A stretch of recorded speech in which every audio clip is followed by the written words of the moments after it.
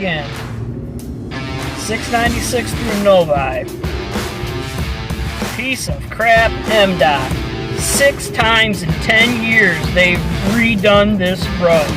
6 times in 10 years.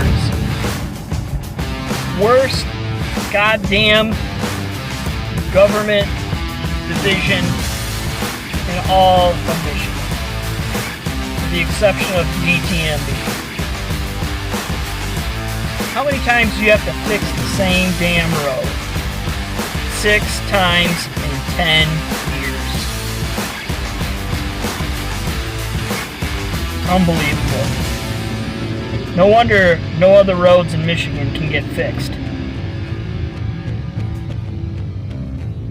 And there's a whole lot of work going on right now, too. Whole lot of work being done.